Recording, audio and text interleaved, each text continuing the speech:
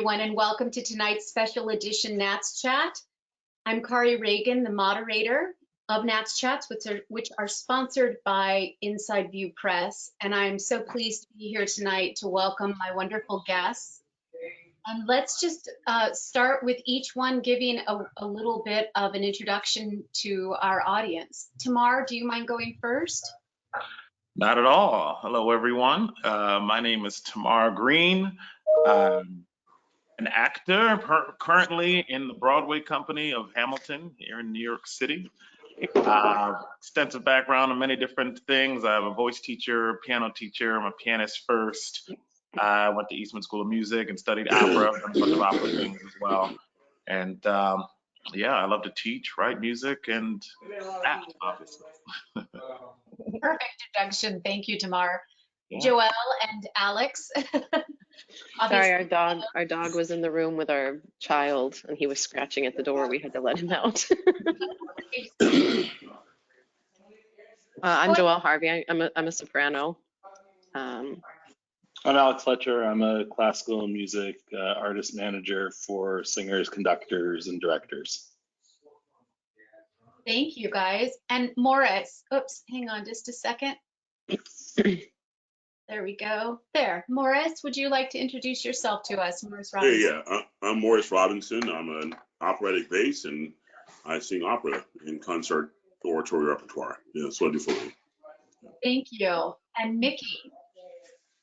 Hey, I'm Mikki Sodergren. I'm in New York City at the moment, amongst some of the other folks here in this chat. I'm director of the American Traditions Vocal Competition in Savannah, Georgia, and I also am a professional singer in many different styles beyond that.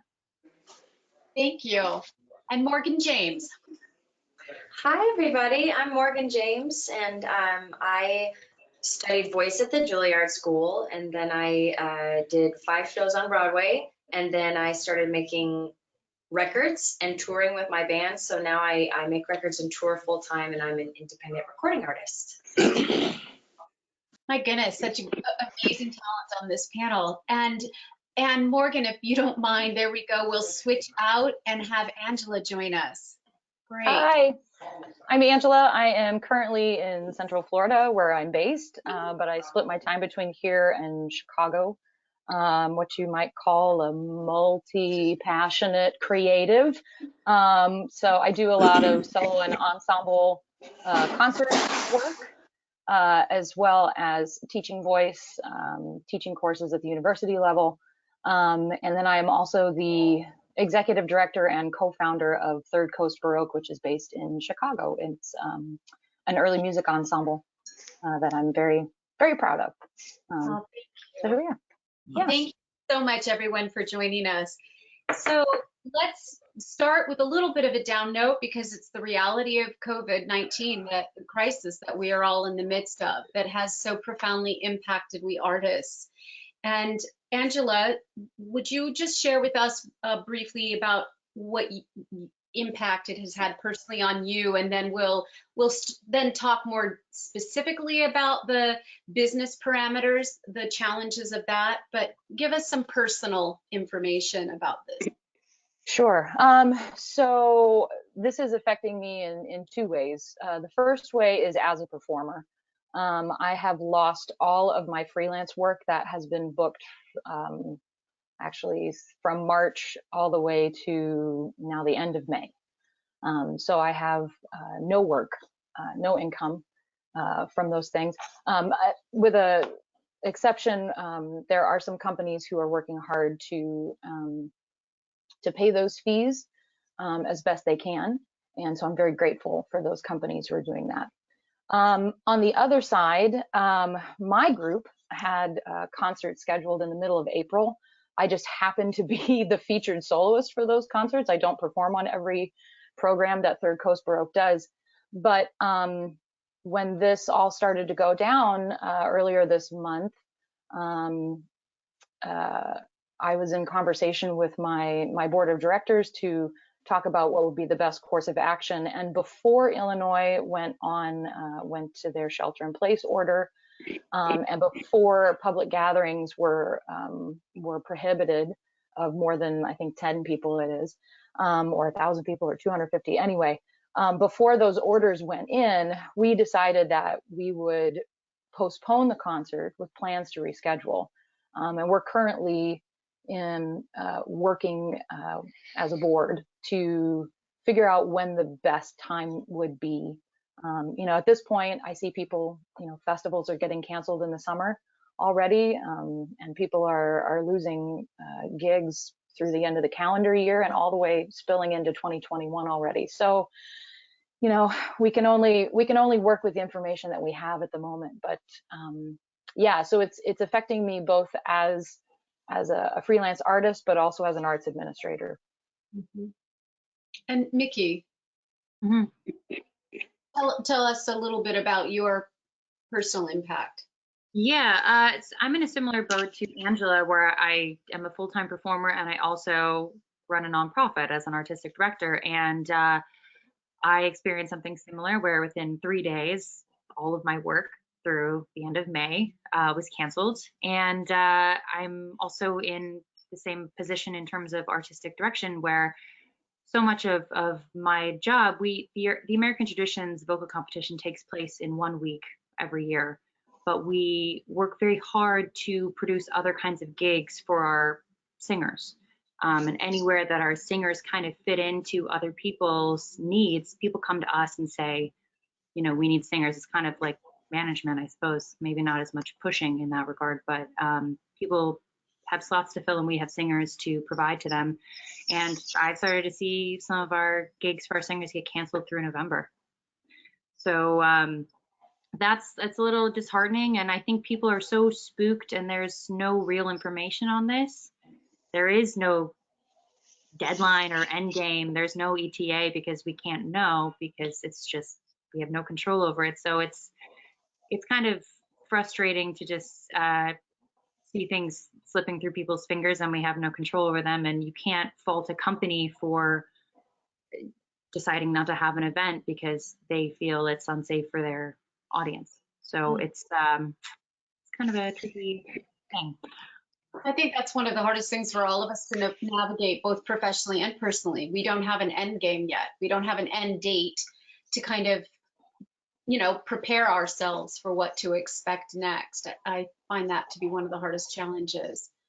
And Morris, I'm sorry, I'm having problems with your mic for some reason. We need to get your mic back. There you go. Morris, tell us a little bit about the impact professionally. Yeah, it's the same boat. I was here in Atlanta finishing up Porgy and Bess and landed in Dallas. And when I got there, they told me don't come to rehearsal because someone in the building had probably been in contact with someone. And then the next day they extended through the weekend, and then they said, pack your bags and go home. We're canceling the show.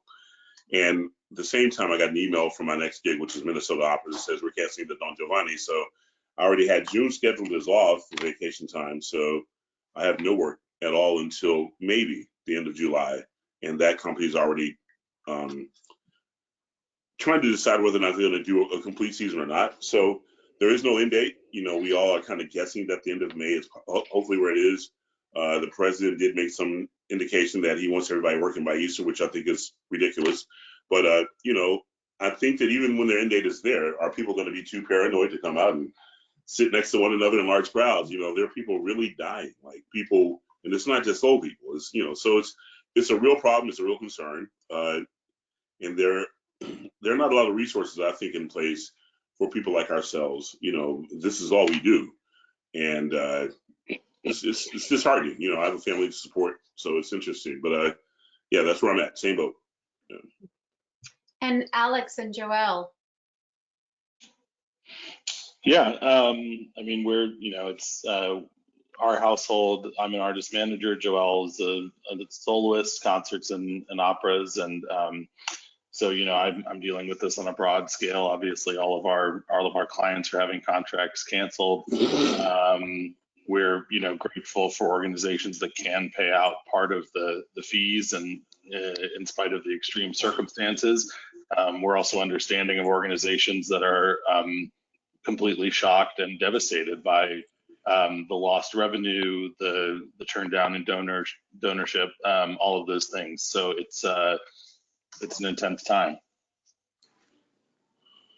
And I know, Alex, you in our pre-chat talked specifically about ripple effects to come with regards to the audience behaviors. I thought that was a really interesting remark, and when and how investments will recover, which of course influences all of this. Did you want to expand? Yeah.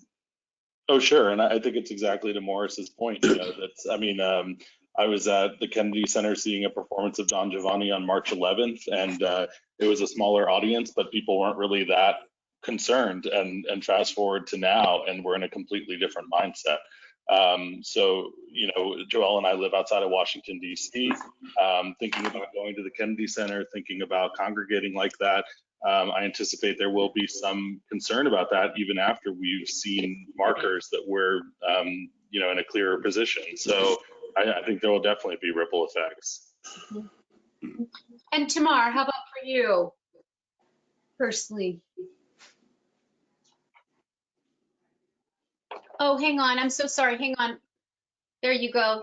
Go ahead, Tamar. Yeah, so I concur with everyone else, what everyone else has already stated, you know, like as far as like, you know, this is our livelihood, performing for large audiences, you know. So like when we first got the Homo first stated, like I think it was 1,000 people when he first announced having people more than 1,000 people in a group at a time. And I know California, I think, was the first that I heard at least did that.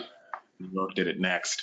And then they dropped it down to 500 and all that. I remember March 11th was actually my last performance on Broadway. And then March 12th, we were all ready to go to the show. We were talking to each other because the audiences were slimmer, not quite as full, not empty, but definitely slimmer. And they'd already been working for us as COVID-19 was becoming more and more serious, especially in our area. And we were just in talks about what are we going to do? You know, like I go to the stage door every day. I usually sign and greet people and such. They started cutting back with that a little bit and saying maybe we shouldn't be meeting with people afterwards. And then they cut down bringing guests backstage. Like, okay, so we don't want to bring the audiences into our workspace because we can control the way we clean and stuff like that, but we can't control the factor of all these other people coming in. And so it was dwindling down like that throughout the week before. And then March 12th is when they officially shut down everything on Broadway for, well, till April 12th is what they said, but that's 2 weeks away from here. And I think we all feel, it hasn't been official, obviously, but no one's going back in 2 weeks. It's just not, it's not going to happen, you know? So there's all those conversations about stimulus packages and all that we just don't know. We have no idea what is going to happen, you know? And some people, fortunately, I'm a saver. So like I do, you know, I'm not like completely out, but you know, some people aren't. A lot of my colleagues have just moved here. Some of my friends who just debuted that week in Hamilton hadn't earned nearly any money yet, you know, like they haven't worked yet. So, and they moved from other cities and stuff. And, you know, that's, you know, how much it costs to move. So they took that jump because of the security of an amazing, you know, Hamilton and also going to Broadway, like their security with that. No one could have seen this coming. So I feel for all of my colleagues and friends and others who just are taking this hit here without knowing when we will be lifted from this pain. Yeah. Well, thank you all for sharing that. I think it's good for our singers and teachers to hear that even at the top levels, right, that you are in this, we're all in this together. We keep seeing and hearing that, and it's really, really true. Absolutely. And Morgan, if you don't mind sharing, but then also lead us towards talking about the pivot. You had some wonderful comments in our Google Doc about that. So if you could share a little bit about how this has impacted you and then lead us into that part of the conversation. We'll move it into something positive. Yeah, I think, you know, there at the beginning of all the cancellations and closures, it was really easy to feel like, what about me? What am I going to do? And I don't, most singers and musicians and even actors that I know kind of go gig to gig and paycheck to paycheck. A lot of them do. And so I thought it was comforting to kind of feel that we were all in something together, even though it was a bad thing that we were all in together. But that is comforting that we're all going to have to figure out a way out.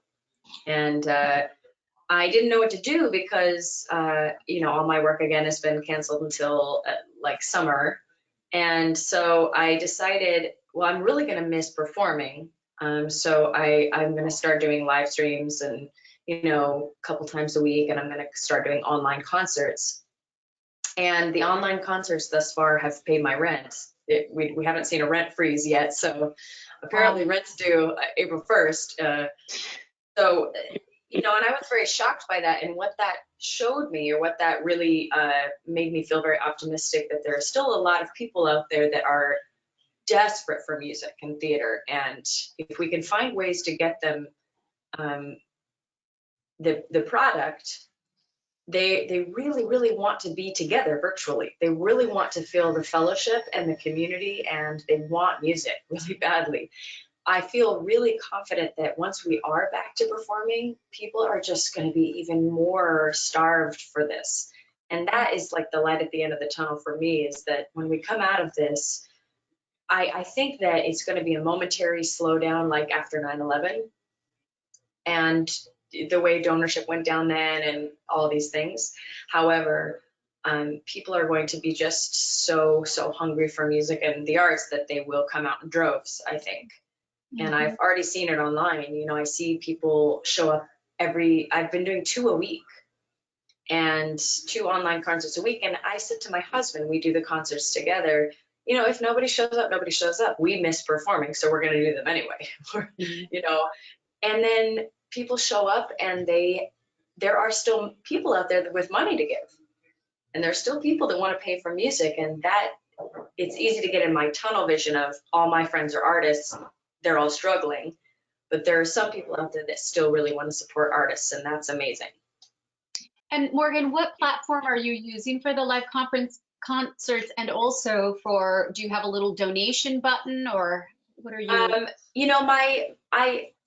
My managers put together a bunch of research of all the different platforms and the pros and cons. And if I can find that document, I'll share it with all of you. But we're using Stage It, and another one is Twitch. There are a few different online streaming platforms that you can monetize. You can monetize on Facebook with a donation button, but there are glitches with that. I think that the best thing the all-around best thing for an artist, I think, is this website called Stage It. And it's pretty artist friendly. They don't take too big of a cut. It's very easy to use. So I recommend that. And Twitch is probably the second choice. I would, that would be wonderful to have that document, because we can attach it to the YouTube replay of this, and so others could see that. So if you're willing to do that, that would be wonderful. Are any of the rest of you doing those kinds of online performances that you're monetizing? Hang on, Morris, give me 1 second.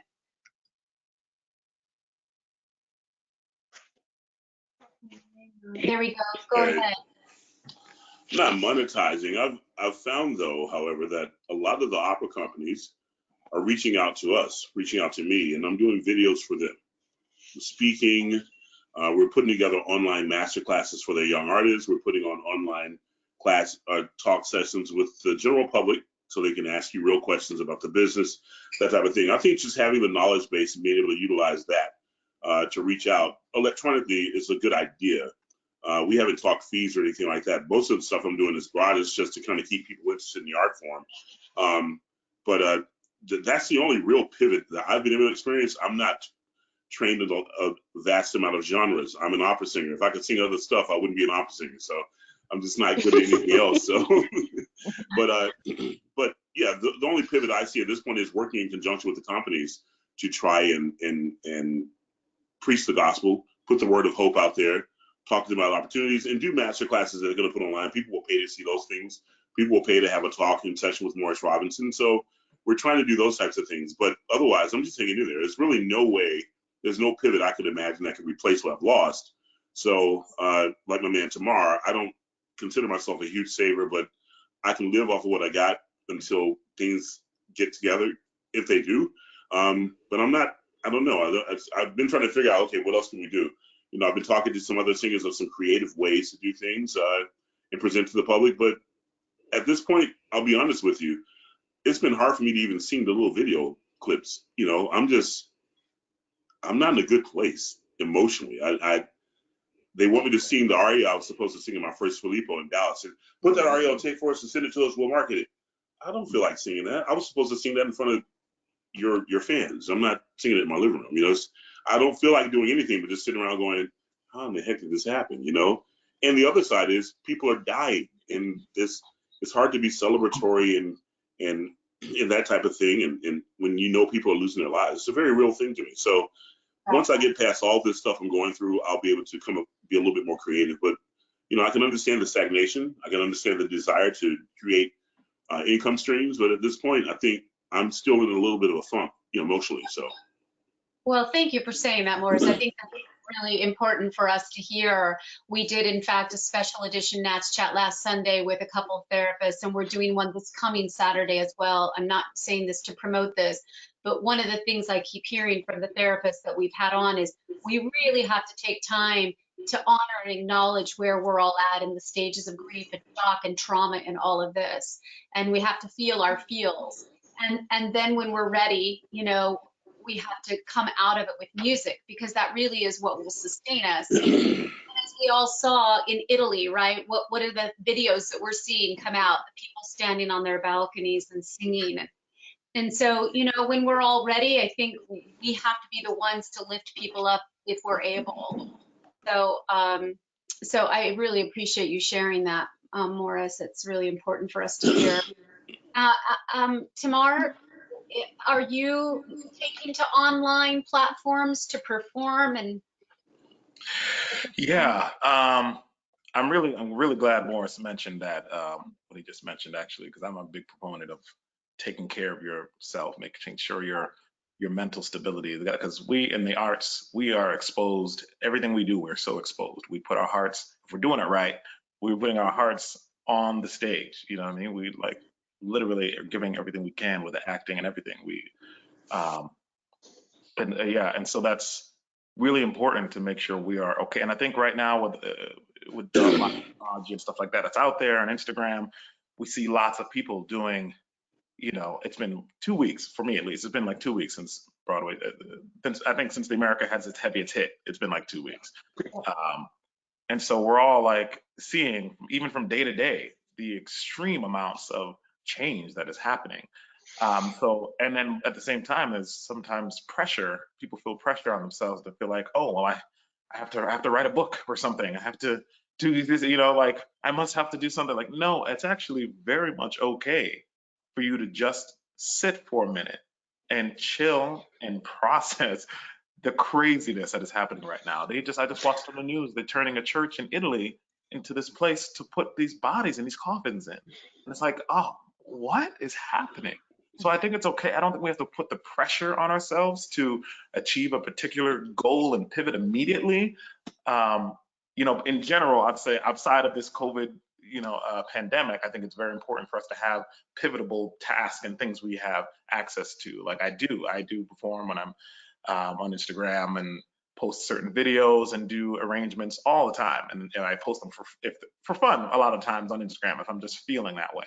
I do monetize them in other ways as well, but again, it's different for when you're not on a stage and, you know, or in public, you know, even if you're at a coffee shop or something, you want to sing something, like those are great things, but that still requires groups of people to be in the, you know, a space. So it just feels different to do it online. And so like my spirit is a little shifted on how to like, okay, now I got to switch this into monetization, this particular part of my art. Now I will say, like, if there's certain people who have other interests and aspirations, which I think it's very important to have. You know, I have a good friend of mine who designs websites, you know, and so like that is a part of their art because they're using the design aspect. And I think that's really important. If you haven't been utilizing that particular part of your art, then go ahead and pivot and shift and focus on that more. Something I've been doing and wanting to do for a while and working with slowly, but I've been performing so much I haven't been able to focus on it, is an album, a project that I've been writing a little bit songs here and there. So right now in my piece of the quiet right now, I've been working on my own album for the future, and project. So I think it's just important to just like feel for yourself, feel where process all your feelings, see how it feels in your body, all that stuff, and know that it's okay to like just feel for a minute. I'm so glad you and Morris both talked about that. I think that's so important. Angela, you had a kind of a personal testimony about feeling like you've spent your life pivoting. Yeah. And Yeah. to hear more about that. Yeah. So I discovered in my junior year of my undergrad that my original master plan as an 18-year-old of being a high school choir director was not the right fit for me. And I found that out when I was 20 years old. And for the past 20 years, I have been trying to figure out, okay, so if I'm not going to do that one thing, what do I do? I don't have a vocal instrument that is suited for 19th century opera, singing in really big houses. So I was never considered for those things.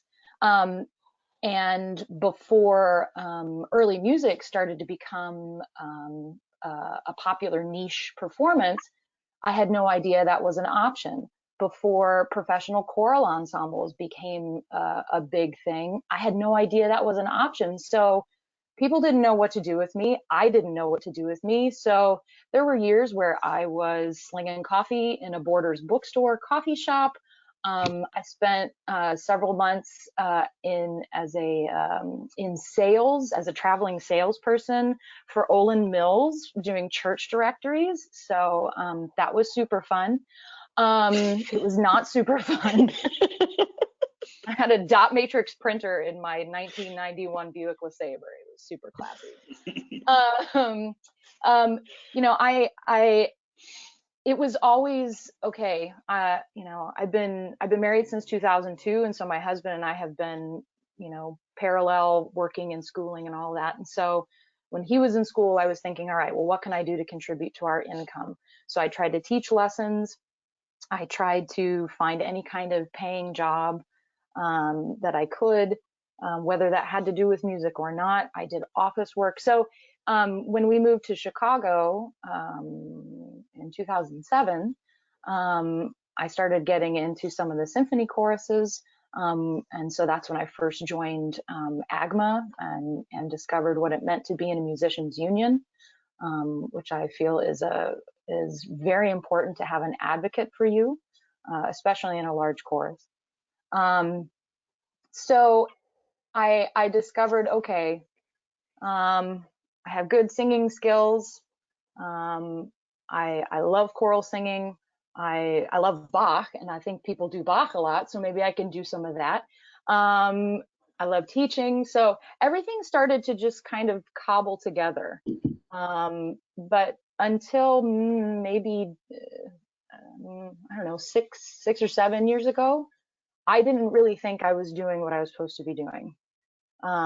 Because as an undergrad, whether overtly or not, you can teach, you can perform, they're your options. And I didn't feel like either one of those was the only thing for me. So it's just taken me some time to settle into the fact that I love teaching in the studio. I love doing master classes. I love doing coachings. I love doing solo work. I love performing Baroque repertoire. I love doing classical repertoire, finding these things that are incredibly challenging for my voice. And I fell into arts administration. I had no grand plan of becoming some administrator or starting my own group, but some magic happened, and here I am. And I'm really happy that it happened. And it was a Bob Ross happy little accident. It was a tree that was supposed to be there that I didn't know about. So I've had to learn a lot of non-musical skills along the way. And during those years, I have reached out to people who, if they didn't know firsthand, they could point me to somebody who did, and who could help. And so I've been really lucky that way. So now I feel like, okay, I've found the parts of who I am, that have helped make this one big career. And so, as an educator, part of my mission is to tell my students, to tell any student, there is no one way of doing this. Even in this moment that we're in right now, there's no one way of doing this. You have to be willing to open your eyes to possibilities and to think creatively and to talk with your colleagues, with your teachers, with your mentors, with your friends and family. Just work out ideas. And that's where you start to discover something that will work for you. Thank you. I love that. Alex and Joelle, so talking about pivoting during the COVID, how are you guys navigating that process? I mean, we for us, there's not a ton of pivoting that we can do right now. I mean, as an artist manager, I'm still completely in the midst of daily cancellations and working with presenters and artists through all of those processes. And I'm a full stay-at-home mom now, which is great. We do fun little videos a few times a week where we sing opera, musical theater, and ridiculous costumes. And that's our connection to the music still at this point. Are you monetizing that at this point? No, No. I don't think anybody would pay for it. We did it kind of as a whim, you know, to make people smile, because I'm not a trained singer. And so, you know, we just got together and started doing some videos of stuff with funny costumes and let our daughter put the lipstick and makeup on. And, you know, people really reacted positively to it and really enjoyed it. So we've been trying to do that just to keep things light with people when we can. But, you know, for Joelle, I mean, her concerts and operas have been canceled until mid-May, and then we'll see. So we're still very much in a holding pattern. Hang on, Morris. You should be unmuted. Give me 1 second. Alan, have you muted him? I think he was just saying hi to me. We did Magic Flute at the Met last December. Yeah, I was just saying hi. I wasn't trying to cut you off. Sorry. Go ahead. No. Don't be sorry. I want you to be. We're just having to monitor this a little differently with this many panelists, so I didn't want you to feel muted. I didn't want your voice to be unheard. We're all having enough. Yeah, you talk about pivot options. You know, living your life is an option at this point. You know, I think that a lot of the things that you just discussed, you know, being away so much, you know, I have a lot of things I can do that will keep me occupied that I've been neglecting for years. So I'm trying to get that part, and that's part of my psychological part. You know, Tamar was talking about. That's part of me getting back balanced. You know, when I feel like Cindy, I'm so passionate about anything I get involved with. So if I make up my mind that this is a wrap and I'm doing something else, then I'm doing something else 900 miles per hour, and this is over. So I feel like I need to wait this out. I put all my time and energy into this thing. Let's just wait it out, because I'm really good at what I do, and I want to go back to doing that. And I hope that we all can get back to doing that. But if the writing's on the wall that I can't do this in the next 5, 6, 7 months, I got to find something else to do. And then I'm going to turn away from this and never come back. So I don't even want to go there. I'm just going to try to get my mind right and hope that things get back aligned so I can go back out and you know, express myself musically and give to the music and give to the public and bring happiness to people. So sorry, I wasn't trying to cut you off at all. Where was that flute? When? It was in December at the Met. That's right. Good. That was it. It was just not that long ago. So, yes, that's right. And Morris, you brought up such a perfect point about creative outlets, and we're going to come back to that in just a minute. But Mikki, anything you wanted to add about the right now? I'm having trouble hearing you. I'm hearing puppies. Yes, let me mute the puppies, which is not easy for me to do, but there we go. They have been muted. Sorry, Morris. We love puppies. Okay, go ahead. No, I was just asking, adding anything more to that? Yeah, just about professionally pivoting right now.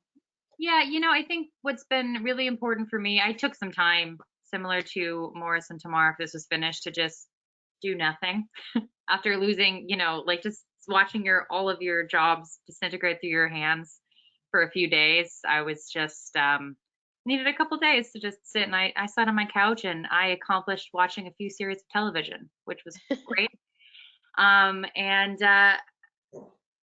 just had to kind of like take a back seat of what can I control in this situation. I can control how I act. I can control how much I go outside. I can control my cleanliness of my apartment.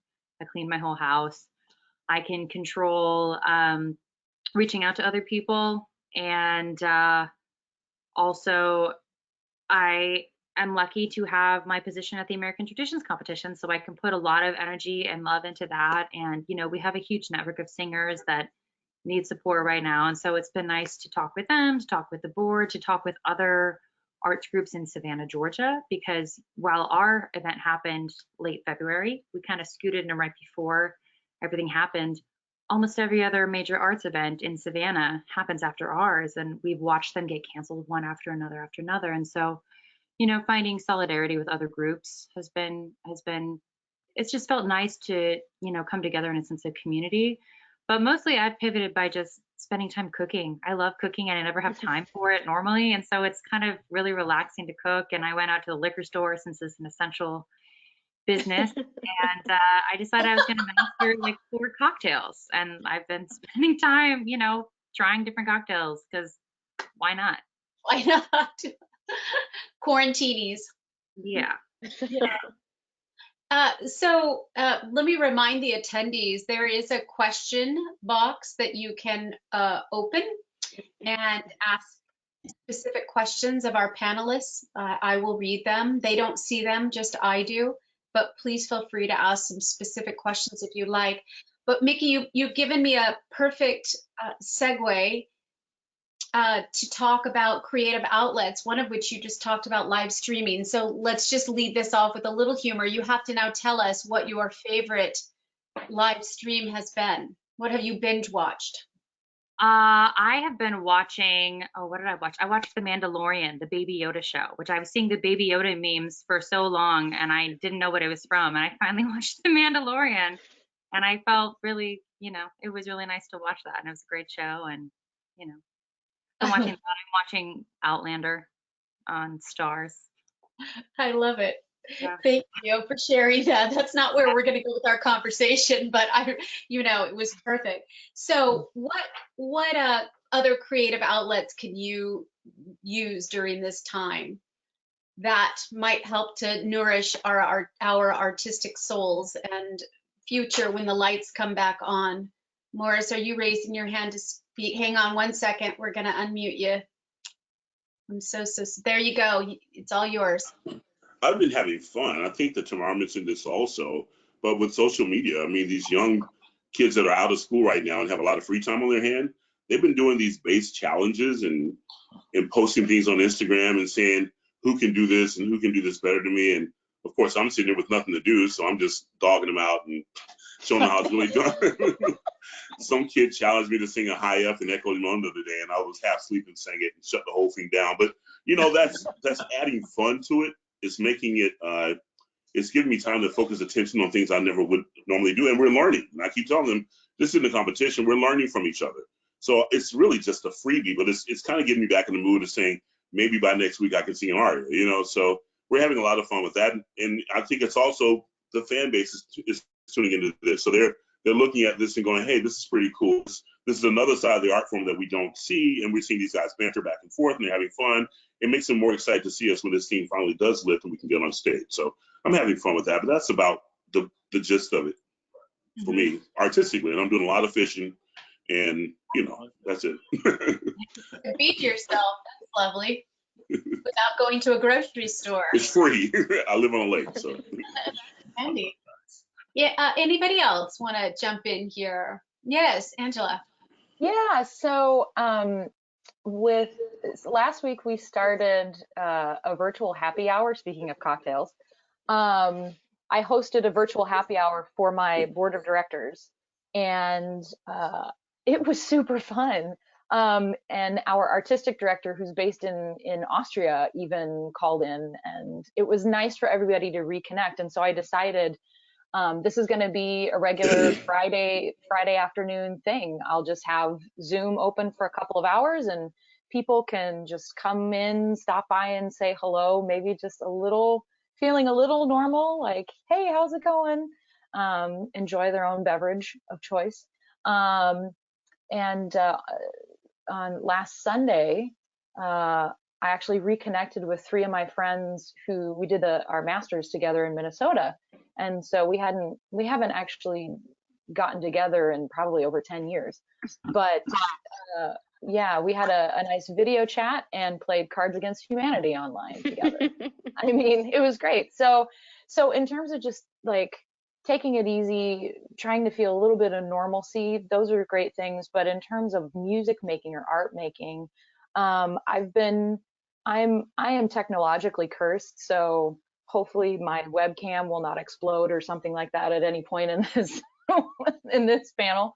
But I've been working with some of my my Third Coast Baroque colleagues to make some virtual music making, where we'll have a leading track and each person will add their part to it. So hopefully we'll have something created soon that we can share with our community.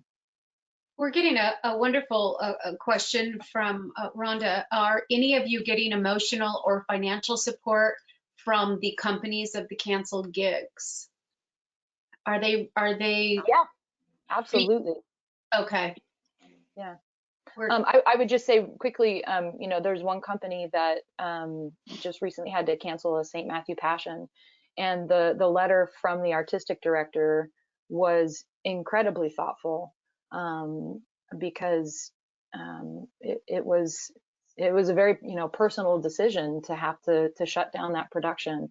But in addition to being very thoughtful and supportive, you know, saying that the organization is going to work to compensate the artists as best they can, but above all, let's think about who needs some emotional support right now. Who do you know who we need to reach out to and help, which I thought was just above and beyond, and I really appreciated that.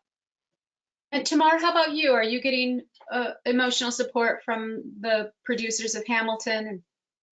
Absolutely, yeah. I have to just say that they're incredible people. They really are great people. And the producers reached out to us pretty immediately with a really nice letter, and just said, like, I don't know what's going to happen right now, you know, but like, I'm here for all of you, and we're going to do the best we can, you know, to support you all. And we'll keep you updated on what the process is, because, you know, it's a big union thing, big Broadway League thing. So like, it's a lot that they had to just kind of figure out, you know, how they were going to handle this with so many companies and such. And they did yesterday, finally negotiate and came up with a plan for right now, for the time that has come so far. And it's still, everything is day to day, but they've been very much like, hey guys, here's the state right now. We're talking with the governor, we're talking with, you know, whatever, to see what can be done to help you guys financially. But otherwise, like, our stage manager has created a group. I don't know why, we never had a Facebook group before, actually, but she created a Facebook group for us to just continue communication, send funny pictures or whatever. If you're just like walking in the park, you know, sending a picture, and we're, you know, talking to each other that way. And she also created like a map for us. Like, if anyone needs anything, we have like a Hamilton map for anyone who's close by, who might need something and doesn't have a car or whatever it might be. So, you know, yeah, very much like making sure we are taken care of. Mm-hmm. Morgan, welcome back. Thank you.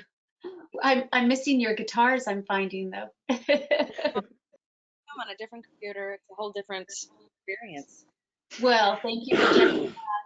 How about you? Are you getting from your labels or whomever the kind of financial and emotional support that an artist might want at this time? I don't have a label. I'm an independent artist, so I don't, but I have my management and my agents.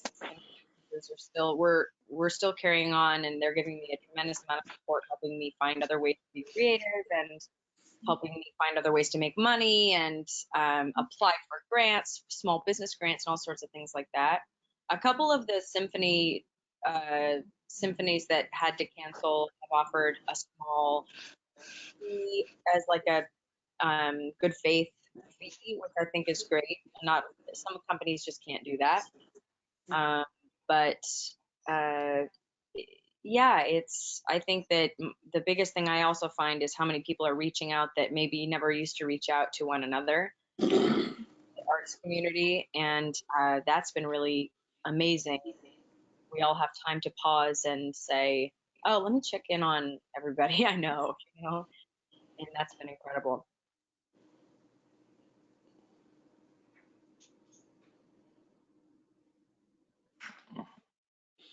Alex. Oh yeah. I was just going to say, as an artist manager, it's really interesting watching the way the communication is flowed during this time, because you have such a sense from the companies of how emotional these decisions are on some level, that you see them totally bypassing us and going to the artists because they just want to have this direct connection and this expression of and then a lot of the time they, to speaking to Tamar's point, it's like they don't even know what the union implications or like other logistical implications are in terms of what they can even do financially for the artist. But they just want to come to them, and experience this loss so directly. So as an artist manager who's used to like a certain chain of communication, it's been really interesting to see how all that has been flipped by this situation in particular. Yeah, I got phone calls from management, each person, but Dallas Opera, they helped us out. They said they're going to give us half our fees, which I thought was great. Atlanta Opera, which I was already gone by then, but Tamar, they stepped up to the plate and paid everybody all their fees. Wow. And they canceled all their shows. So I think Des Moines Opera did, a lot of the mid-majors did right by the artists. Just the big companies that are bailing. I don't get it, but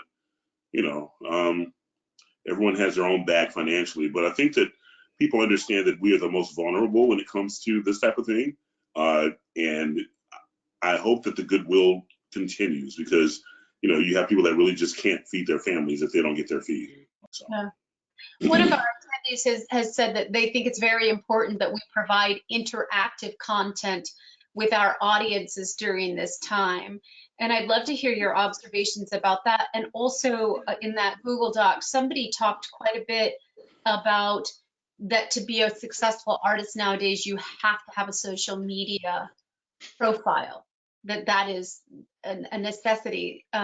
So could any of you speak to those two ideas, the interactive content and the social media profile? Who wants to just jump on in? I'll be quick. Interactive, yes, that's what we talked about with the audience chat, master classes, that type of thing, back and forth. Interactive with media, I think that's important. People like to touch and talk to real people. As far as having social media as being a requirement to be a successful artist, no. I mean, depends on what you call success. To be a popular artist, yeah, social media. To be successful, not really. So that's just my thing. So. And we're going to talk about, thank you. You guys are doing such a great job of the segue. We're going to come back to that more, as I wanted before the end of our chat talk about what defines success for an artist, because I think that's important. And we have such a varied panel on here. Morgan, did you want to comment at all? Yeah, I think that social media is incredibly important. I think especially right now, it's the perfect time to connect with people when you don't have anything going on. Because if you only reach out to people and cultivate a fan base and develop a way of speaking with them and communicating with fans directly only when you have something coming up, then it's contingent upon work. But if you develop a relationship with a fan base all over the world in a time when you maybe don't have anything coming up, and they can get to know you a little bit more as a performer and as a person, or whatever you choose to share, it takes out the middleman, and you don't have to always rely on somebody else getting you work. You don't have to always rely on somebody else being the gatekeeper. And that's what was like a turning point in my career. Was I was always like, oh, I have to wait for permission to, letting fans see what you can do and having a relationship. And I've worked with, performers from different, genres and different generations in particular, who don't feel that it's important at all. And I think that it's always better for more people to be able to find what you do, particularly now when, and frankly, like, companies are looking to those numbers. They just are. Every company in every genre is if they don't say it out loud, they are saying it in their meetings. They're looking at who knows this artist, who can find this artist, where are their fans all over the world, like where are their fan bases. And it's something it's free. Social media is free. Finding fans and cultivating your fan base is free. And all the things that we can do for free, we should be doing, I think. And so Morgan, you have I'm so sorry, I'm reading this, a postmodern jukebox, which has provided, tell me about, you've had a lot of views on some of your videos, which has given you.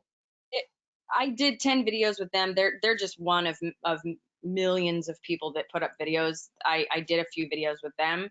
That's how I gained most of my fan base, was through YouTube videos. People all over the world will find my videos and watch them, and then they'll show up at concerts. But I think what I've learned over the years, it's not just enough to just be talented or just be somewhere doing a job. It's engaging with people and putting the power back in the ticket buyer's hand and saying, you get to choose what you listen to and what you go to see. And people could choose to be anywhere. They can choose to be anywhere, and they choose to be with us on any given night, at the opera house, at the theater, at the concert hall. And I'm so grateful for people who show up and still want to hear live music and see live theater. And they can't, I don't want them to underestimate how important they are as a part of the equation. And in order to do that, it's cultivating a relationship with them is important, I think. Thanks. And while I have you talking, Morgan, somebody has a question that I think you'll be able to answer. How do you get people to come to the online concerts that you're currently doing? How do you advertise them? Well, you can post it. It's hard if you haven't developed a fan base at all until right now, and then you want to, but you have to start somewhere, you know. I didn't used to have anybody that would show up at shows. 7 people would show up for my shows, you know, my real live shows, you know. And then you start to develop and engage with people. Somebody makes a comment, you comment back, you have an engagement. You post the link to your online shows or to your live stream or whatever it is on every single platform, you know. Every single day I spent a few hours on every single platform, you know, Instagram, Twitter, Facebook, Patreon, YouTube. And invite them all to come out, and you invite your friends and family just like you do to a real live show, and then you have them tell 5 of their friends. It's just like a real live show. But my online shows, I'm making it pay whatever you want. People can pay 50 cents, they can pay nothing, they can pay $100. It's all about the fellowship of, let's all be together. I'm going to give this concert whether you pay or show up or not, and I'd love you to be there. And I think that's a great way, is not to make it about money, but to make it about fellowship.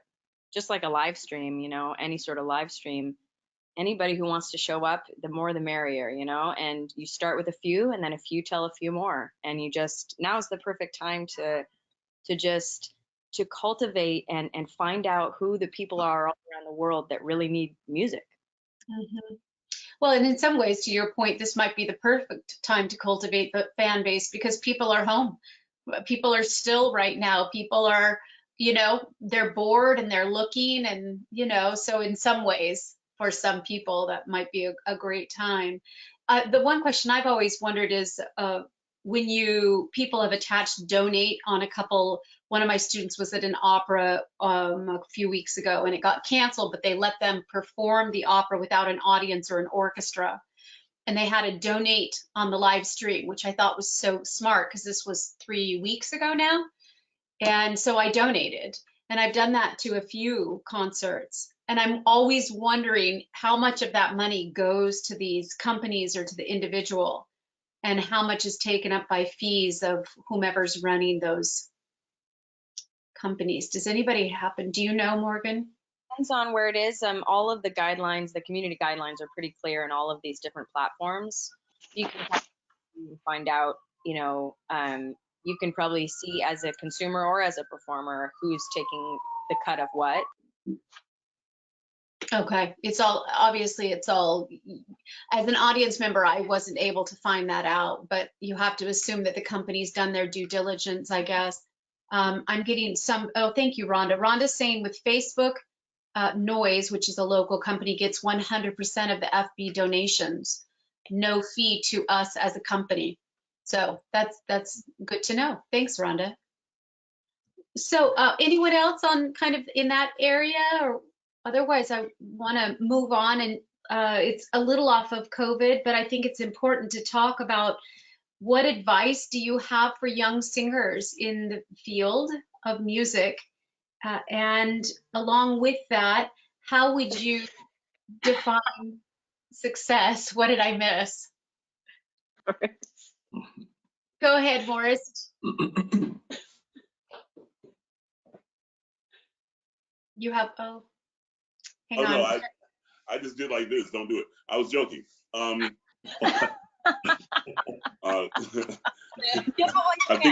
think I'm supposed to say I'm joking, right? Young singers, you know, I'd say this all the time. This is a business, all right? And we're marketing our talents, but it's a business. And you have to approach this like a business. And no other times is it more present and recognizable than right now. You know, saving money, investments, smart spending, you know, all those types of things, planning ahead, budgeting, you know, all those things are very important. You know, yes, the product has to be good. Yes, the voice has to be good. But remember that this is a music business, and maybe that's for the advanced student. For the younger student, you know, find out what it is that you do best and that you enjoy the most, and make the most of that. You know, the one thing about social media that I've found is we're all accessible. So if you see anybody on this panel or anyone on any stage, you know, you can always just shoot them a message. And I'm pretty good at returning messages to people and interacting, because I think it's important that we groom and we feed into the marketplace. So, but that, you know, don't be afraid to reach out to us. You know, we're all here to help and embrace the art form and spread the love of the art of music. So that's my 2 cents. I try to keep my answers really short, because so many of us, you guys are so smart and so talented. I'm learning from you more so than I'm imposing my thoughts. So yeah. Well, and in some ways right now is a great time for our young singers to pivot by learning skills, right? In their time off. What skills would you encourage them to develop? Is this me? Anyone? Yes. Oh. Go ahead, Morris, if you have a. No, you guys go. I mean, we know the deal. I mean, you know, who is that that said they're not good at computers? You know, well, that's important nowadays. You know, you gotta be savvy with that. Business savvy, you know, learning how to negotiate, learning how to sell yourself, learning how to play the game, learning how to be in environments where you talk to the right people without, you know, becoming the wrong type of person, but being able to navigate all those situations. So these are just innate business skills that you need to know, you know, how to budget, how to handle finances, doing taxes, you know, all those things. Anybody else? I'm sorry, I just don't want to take over. That's great. Thank you. Mikki, you look pre-verbal. You know, when I've spoken to high school students or college students about other skills, I've told them, if you love music, if you love singing, you will find your way into that. And so many people that are great singers didn't do the traditional undergrad, graduate, young artist into career. There are so many different pathways. It's such a circuitous path for almost everybody. Some people do have success in that way, but other people find their ways in through different, you know, avenues. And I've always said, if you can do anything else, do it. It doesn't mean that that's what you're going to do for your career, but it gives you more options, because especially when you're starting out, you need something to pay the bills between gigs. You're not going to have a full-time job in music immediately. You need to have something else that you don't absolutely hate the whole time. Otherwise, your life's going to be miserable. It's so good to have other interests. It also makes you a better artist if you have other interests and other things you're good at. So much of being a professional singer is talking to retired people at donor parties that come from all different backgrounds. And what you have in common is a love for music. But if you can talk to them about other things, companies pay attention to that, especially in young artist situations. So it's really good to have a lot of different interests and to explore them. And if it turns into a job, doesn't mean you can't also do music. A lot of people don't do music professionally.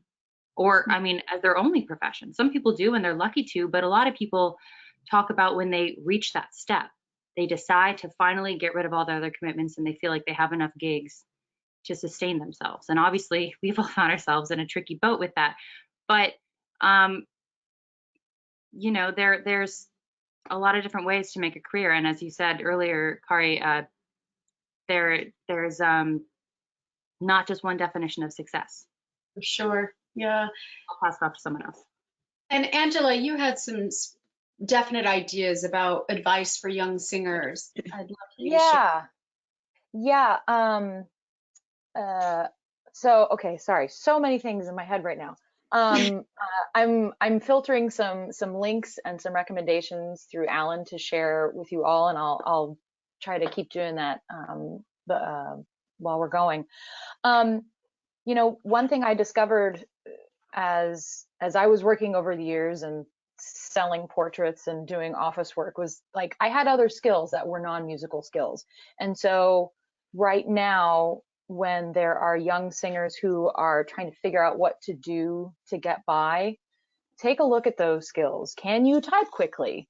Then maybe you want to try doing online transcription and making a few bucks an hour. Have you thought about doing audiobook reading and sort of a voiceover work? That's a pretty low budget. If you can, you know, sit in your closet and read a book, you're good to go. So, and that can help supplement some income. There are websites where you can be a virtual assistant, websites like Fiverr and TaskRabbit. You know, you can help do data entry or spreadsheets or whatever. I mean, spreadsheets are so fun, people. Learn those Excel formulas. I'm telling you.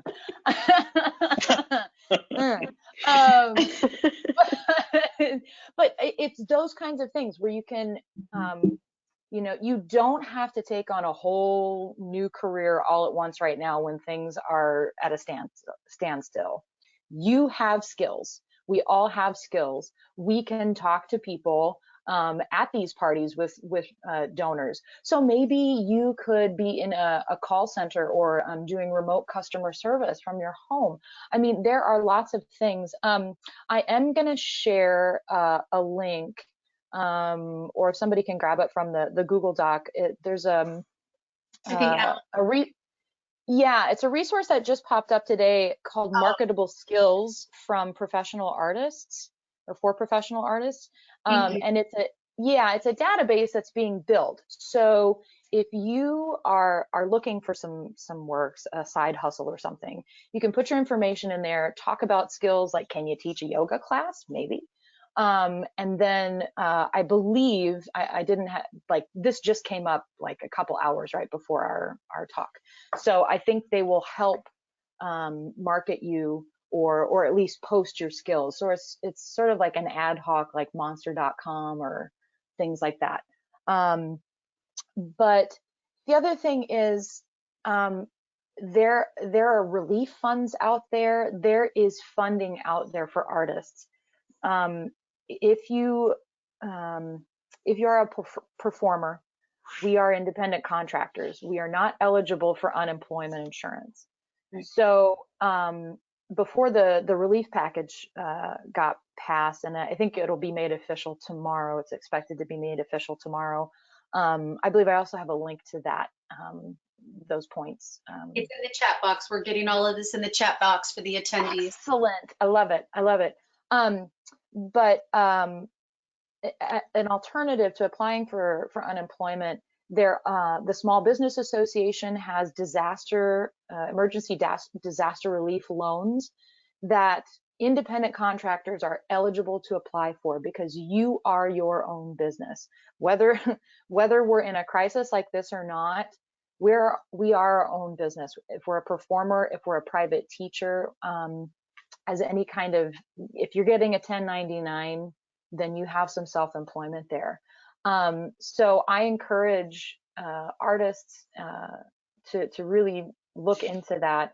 I can't remember if I had a link to that or not, but I can get it for you. Okay. Yeah. There are a lot of artist relief funds out there as well. Some of them are closing their application windows right now because they're being overwhelmed by applications, but that doesn't mean there's no money left. Because as Mikki was saying, and as Morgan was saying, like, there are people out there who still have the capacity to support the arts and they want to help. So get on waiting lists for artist relief, submit an application, whether you think you're ultimately going to need it, or if you think you might get awarded that grant or that loan, apply. So I'm going to stop now. I get excited. That was wonderful. Thank you, Angela. We're getting a question about, can one apply for unemployment online? I don't, about unemployment insurance or unemployment benefits. I don't know about applying for that. Like if you get a W-2 and you've lost that work, you would be eligible to apply for unemployment, but I don't know the ins and outs of that, so I can't speak to that. Thank you. Well, Yeah. as we kind of bring our time together to a close, I do want to ask each of you, I think it's such an important question about how you define success, because what's so interesting is, of this panel, everyone has found success in a different way. And I always say to my students, you have got to be in charge of how you define success, nobody else, because every time it can be something as simple as you walk into an audition, you cannot give those auditioners the power over you. You have to leave that audition and ask yourself, did that feel successful to me? Right? On some level, you want to keep control of that. Otherwise, it can be debilitating. But in the big picture of things, with talking about success, what thoughts, Tamar, maybe I'll start with you if you don't mind. How would you say to our young singers? You touched a good point there. Even on this is a big one, success. But as far as auditioning and like not having letting people have that power over you, it's so incredibly important not to go into a room and just be hungry, because people can smell that from a mile away, So success is maybe having goals for yourself and achieving those goals, and don't necessarily make them like, I want to be on Broadway. Have that on there, but don't let that be like, that's my only goal on this list. Smaller goals. I want to hit one of mine early on was like, I want to hit this B flat cleaner. Like, you know what I mean? Like having these little goals, I'm like, oh gosh, I did that. I think, well, now I'm going to make it bigger, or, warmer, or I'm going to make, just have goals and achieve those goals and keep yourself accountable on those goals. And another idea of success I have is maybe like remembering to always keep a balance of your work and the business and your passions, so like to not lose sight of that, and to try to make sure you are able to, not make sure, but like be able to monetize your passions in your art. Because if you just are in New York City, we were talking a little bit about just like getting side jobs and stuff like that. Like, don't just go to Burger King and just get a job. Not that there's anything wrong with that. If you enjoy, doing that, like that's fine. But like, don't just feel like, oh, I'm just gonna go to Burger King and flip burgers and like, because that type of thing will suck all of the energy and the passion out of you. So really do some internal work and see what makes you more of a full human and what you love in general. It's not just, I love theater, I love whatever Italian, whatever art song, I love, like find the bigger picture, what drives you, what do you feel passionate about, and do those things. If you like fitness, then become a fitness instructor or something like that. And that could be your side hustle because you genuinely love fitness. If you're good at interior design, like I love art and putting this together, then I will help someone with their interior design, and those can be your side hustles. Right? Angela's waving her hand, like, yeah, that's me. But like, try to be a little creative and think about what else you love. Because so many people, I remember when I was in school and I was an undergrad, a little bit older than some of the people, or I was my master's actually. I was doing master's a little bit older than people I was in school with. And I remember one of my friends said, like, if I couldn't sing, I don't know what I would do. And like, that was a powerful thing that stuck with me, because I'm like, I never want to say that. I never want to just say, if I couldn't sing, I would be nothing, because you are so much more than that. You know what I mean? So like, try to do that internal work and see what your full picture makes you happy. I love that. I love that. It's wonderful. Alex, how about you? And then Joelle. Yeah, I mean, continuing with what Tamar was saying, I mean, I think for me, working with clients, like the thing I'm always aware of is like how they're experiencing the successes they do have, and if they're listening to themselves about the career. I feel like so many people, there's so much adversity in approaching like a performing career that they just keep driving themselves and pushing themselves through it. And sometimes it gets to a point where there's like no joy in it, and so to me, it's like whenever I see a client come off stage or something else and they really have like experienced that moment and like felt it and enjoyed it, like to me, that's such a big thing. And then just continuing to listen to yourself as you're approaching a career and as you're trying to make it happen. I just think that's, it's not exactly in line with what's the definition of success, but I think it's so crucial as you pursue this kind of thing, like being really aware of yourself and like how you work as a person and how you feel success and that kind of thing. Yeah.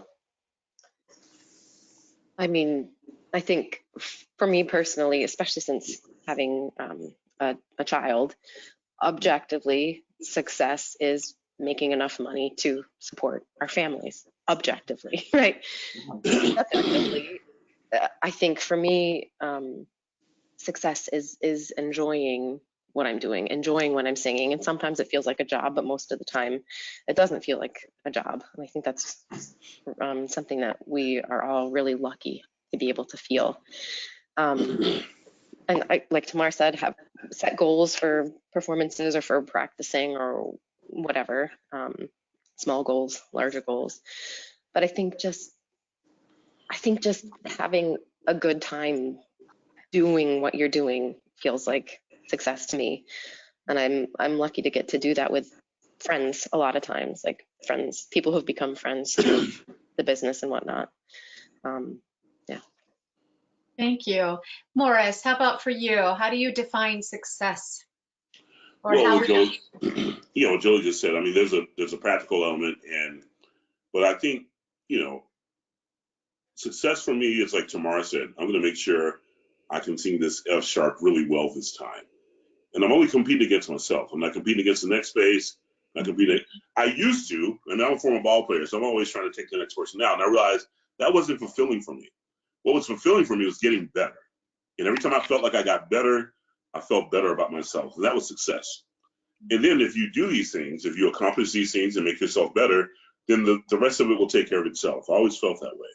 So that was my first line of success. Now the practical line of success is if you do these things and you get better and you're afforded opportunities, then there's a paycheck at the end of that. But those two things are separate from me. It's like I'd go sing down the street at the church with an organ or piano or an orchestra, and as long as I feel good about what I did, I feel successful. If they give me a check at the end, that's cool. And that's kind of how I feel about the whole opera thing, except now I'm dependent on that check because so, if there's a catch-22 in that regard, but that check it's become something that I'm dependent upon for the same reasons you said. But success is in myself, competing against myself, getting better. As my dear friend, Dr. Jamie Kamal always says, life experiences, and taking those things and incorporating those things into my characterizations now. I'm finding that that's like my new thing. That's like my next goal, like taking life experiences and how can I convert that into something I give on stage, because that gives a more honest portrayal. So, I'm always competing against myself to get better at something. And that's how I measure success, money aside. Thank you. And Mikki, how about you?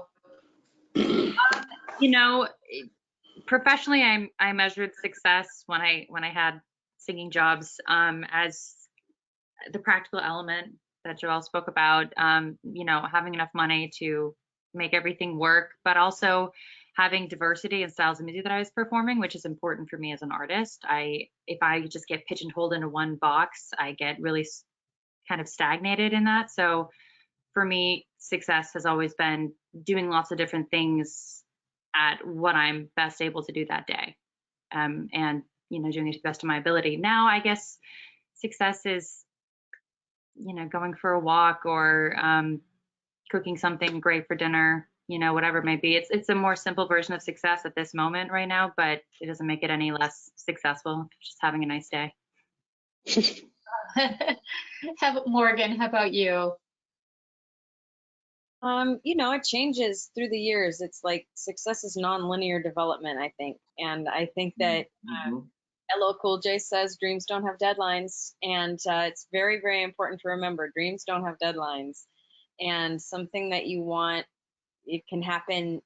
There are things that have happened for me or that I've achieved or that I've enjoyed or that I've let go of that I never thought I would. And I think that's the biggest thing for me. A lot of us in these industries are perfectionists and we're very hard on ourselves. And I think the bigger picture for success for myself is to let go of some of these things. And I had lots and lots of different, pay the rent jobs when I moved to New York. And I was, all sorts of things, a babysitter and a tutor and a waitress and a bartender and all these things. And I thought to myself, the lofty goals of being on Broadway and all these things, I whittled them down and I said, if I can someday pay the rent just making music and art, that will be success. And of course, when I got there, I wanted more because that's humanity. I wasn't satisfied, but I do try to remember that moment of just quiet and saying to myself, wow, there was really a time when that's really all I wanted. And I'm so grateful that that's how I make my living. And if I can rest in that gratitude, I do feel successful. I love that. Such brilliant answers from everybody and somewhat the same and somewhat varied. I love that. Well, I can't thank you all enough. I want to, Executive Director Alan Henderson is on now. Thank you to Mikki and Angela for popping off for a moment. Alan, you wanted to address our attendees. Oops, no mic. I just wanted to thank everybody, but also provide a little bit of an overview of what I see that might be helpful for artists in the current legislation that's moving through Congress. In the bill that was passed yesterday in the Senate, which we expect to be passed, I think, tomorrow in the House of Representatives, I think there are two important things for singers, in particular, independent artists, gig economy workers in our profession. And one is that the unemployment assistance has been extended to gig workers and independent artists and all of that. So whereas previously, we've all been excluded from that kind of thing for independent work, and because we haven't really had a W-2 kind of income, there will be mechanisms for independent artists, gig workers, et cetera, to apply. So what I encourage everybody to do is go get your application in now, because everybody's going to be flooding in, of course. And so you're going to be in line. Even if you're not sure what those benefits might end up being, go ahead and get your application started, at least get it in. And of course, that money is going to flow through the state. So that's going to come to your state. You're going to file for unemployment in your individual state, and that's how the unemployment funds and the funds for this provision in the act are going to be able to flow to individuals.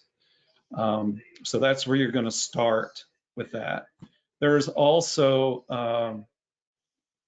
a provision in there, what's called paycheck protection loans, relief loans. And these are all backed by the Small Business Administration. And so previously, where small businesses would apply for loans, Small Business Association loans and things like that, nonprofits and self-employed individuals are going to have access to what they call in the legislation forgivable loans. And there's a complicated structure based on how much income you've lost from these gigs that have gone dry. And so it's intended to provide hopefully rapid relief to the self-employed sector. Some of those loans have different kinds of structures. You can look at all the provisions, and you can start an application with Small Business Administration also for those. And I think I am putting up a link to a summary of things that it's on Americans for the Arts website, which kind of goes, talks about some of these provisions. There's a similar document summary on Opera America's website and the American Orchestra League. Also, if you have student loans, those can be frozen for, I think, 4 months to 6 months. I think right now they're saying under this, in which you would not have to make a payment, nor would interest accrue. So you can kind of freeze your student loans if you have those for a certain period of time. I think they're talking about, in the next, they're talking already about a fourth series of legislation in this recovery package. And so there may be some more provisions for student loans in that, so should things continue. I think there's kind of a tier of things. I'm appreciative of a lot of our organizations and some of the umbrella organizations we are a part of that have, lobbyists and have really lobbied hard for some of these provisions. Frankly, I think we can all be sure that none of these kinds of things would be offered to independent contractors if it were not such a dire situation. And I think hopefully the hope is that some of these provisions will continue if it's successful and they're able. I think basically is that, well, we really just don't have a mechanism for that. In the federal government, everything was flowing through the W-2 system.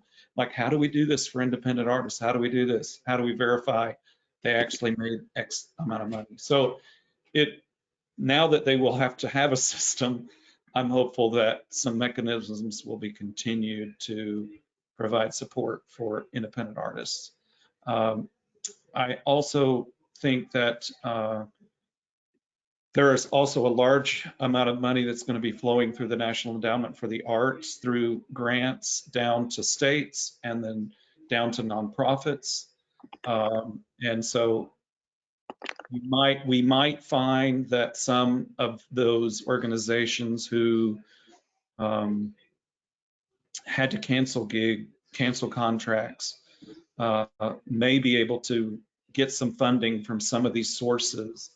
And some of the funding for nonprofits and corporations requires them to funnel some of that money to the employees that they wouldn't be paying if they didn't get this funding.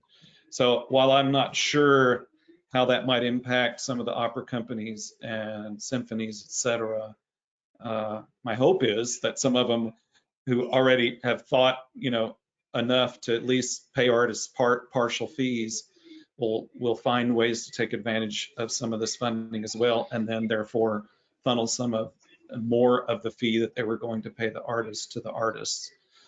So I would pay attention to both your state unemployment and get that going, then look at some of the provisions that you'll see coming through Small Business Administration.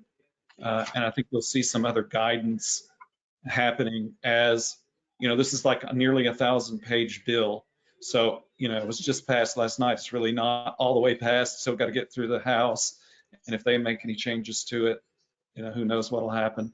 But I don't think we're anticipating that'll happen. And then the president will sign it. Then people will start really tearing it apart and figuring out, okay, this is going to go through here. You've got to apply for this. So I think what you have to do is any kind of artist or some folks on here tonight that are listening and are on our panel are running small nonprofits as well, or themselves have a business, and so you have to look at all of these sources and how they interact with one another and intersect with one another, and try to take advantage of as many of those sources as you can to try to recover as much lost earnings as possible. So I'm hopeful that this legislation is going to help a lot of our colleagues who are suffering. So I encourage you to just check that link out. And we'll be also sending some stuff out in the NATS community about some of these provisions as we get a little more detail about them. So stay tuned for that. Facebook Nats chat is a great place to keep an eye on things. We also have a COVID-19 resources page on the front of our website at nats.org. So the first banner you should see is a COVID resources banner, and you click on that and it'll take you to that page. So we try to keep that updated, along with some links to some of our sister organizations who have similar pages. So I encourage you to kind of check that out and look through that. Check out some of the other chats we've done in the last 2 weeks, especially if you're wanting to teach online, or you're here tonight thinking we're talking about teaching online so much, which we weren't tonight. That wasn't really the focus of what we were talking about, but we do have several videos, several chats about that. And we had one last Sunday, and then we have one more in this series, and then I think Alan and I are going to take a break, but that we use therapists. And so this, the one last Sunday was really teacher focused. The one this coming Saturday with 2 therapists is really student focused, and self-identity and how we self-identify as singers, and how in times like this, when we feel like our voices have been taken away from us, how do we protect our mental health? So I really encourage people to tune into that. Panelists, I cannot thank you all enough for the generosity of your time during this is such a this pandemic is really, we're living through history for sure. And I really appreciate you coming on tonight and talking about all sorts of hard things. Any of you Saturday? Alan, anything else from you before we sign off? Okay. Well, thank you all for joining us, and we'll see you again soon. Thank you so much for having me. Thank you. Thanks. Thanks so much.